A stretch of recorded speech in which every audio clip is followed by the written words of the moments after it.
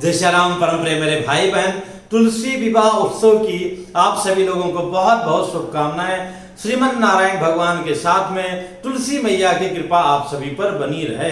कृपा का जो सबसे बड़ा प्रभाव है, हमें आरोग्यता प्रदान करना, और वो सबसे प्रथम आवश्यकता हम सभी लोगों की है कि हम सब निरोगी रहें। इस बार 15 नवंबर 2021 को तुलसी विवाह का उत्तम अवसर प्राप्त हो रहा है। उसी दिन जो है प्रबोधनी देवोत्थानी एकादशी भी है, जिसका हमें व्रत करना चाहिए। और संध्या वेला में बोले तो गोधूली वेला बोले तो सूर्यास्त के समय, लगभग सूर्यास्त से लेकर के 2 घंटे के आसपास का समय बहुत ही उत्तम है तुलसी विवाह करने का। और इस बार तो और भी अच्छी बात यह है कि हर्षण योग प्राप्त हो रहा है। विवाह के दिन हर्षण योग प्राप्त होना बहुत बहुत बहुत ही फलदायी, पुण्यदायी और आनंदकारी हो जाता है। तुलसी विवाह आपको अगर पूरी विधि से करनी है, आचार्य पुरोहित को बुलाना चाहिए, तभी पूर्ण विधि हो पाती है। दान दक्षिणा आप कर पाते हैं, आनंद आता है। नहीं बुलाते हैं तो उनके निमित्त की दक्षिणा उनको भेज देनी चाहिए। और हाँ, अगर आप स्वयं तुलसी विवाह का उत्सव करना चाहते हैं तो पूरी विधि इस लिंक को टच करके आप जान सकते हैं, देख सकते हैं और स्वयं कर सकते हैं। तुलसी मैया के बारे में जैसा कि एकादशी और कई बार द्वादशी को विवाह मनाया जाता है, तो इस बार जो है 15 नवंबर की एकादशी उत्तमोत्तम एकादशी है। साधु संत वैष्णव सभी लोगों के लिए श्रेष्ठ है। बाकी जगह तो 14 का वर्णन लोगों ने किया है, पर 15 श्रेष्ठ है। आप ऐसा कह सकते हैं उपराष्ट्रपति और राष्ट्रपति। तो जो लोग 15 को नहीं कर पाएंगे वो लोग 14 को ऐसा कर सकते हैं, पर 15 को करना उत्तम रहेगा। और संध्या वेला में तुलसी मैया जी का विवाह संपन्न करना, तो मेरे भाई बहन छोटे में कीजिए, बड़े में कीजिए, करना आवश्यक है। जैसा कि मैंने बताया था, मेरे उस वीडियो लिंक को देख करके आप कर सकते हैं।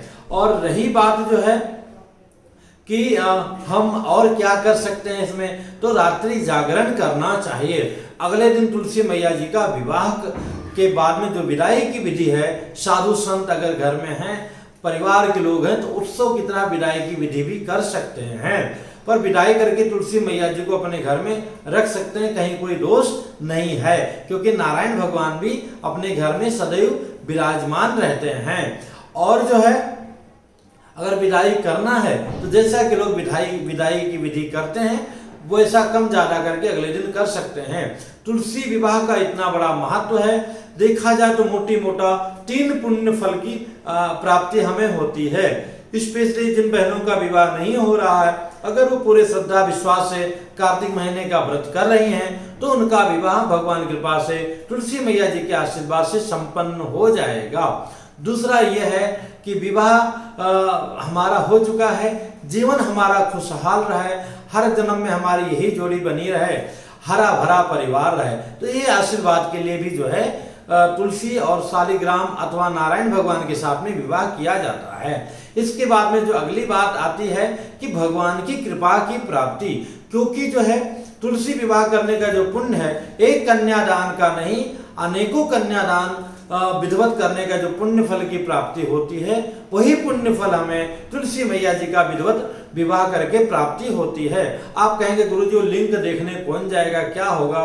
तो एक मोटा मोटी जो है छत के ऊपर में गन्ने का पेड़ लगा करके, अथवा 1 पेड़ अथवा 4 पेड़ मंडप बना करके, बीच में जो है एक कलश स्थापना करके, उसके बगल में गणेश जी को रख करके, और भी उत्तम रहता है कि गणेश जी के बाद में कलश, और उसके सेंटर में शिव पार्वती जी का जो है पूजा करना चाहिए। और उसके बगल में एक साइड में राइट साइड में तुलसी मैया, और लेफ्ट साइड में जो है, मतलब राइट साइड में हो गया तुलसी मैया, लेफ्ट साइड में भगवान नारायण को रख करके, और इनका हमें पूजन करके, और हवन इत्यादि करना तो कठिन होता है, तो जो गणेश जी हैं और माता पार्वती जी हैं और शिव जी हैं, उनका ही 7 प्रदक्षिणा भी कर लिया जाता है। महाराष्ट्र में तो शुभ मंगल सावधान से ही, मंगलाष्टक से ही विवाह संपन्न हो जाता है। और विधिवत आप करना चाहते हैं तो जैसा कि मैंने बताया था, उस लिंक को टच करके आप जान सकते हैं। इससे संबंधित जो प्रश्न हो कमेंट्स कीजिएगा, बताने का प्रयत्न करूंगा। फिर मिलूंगा एक नई जानकारी के साथ में। जय श्री राम।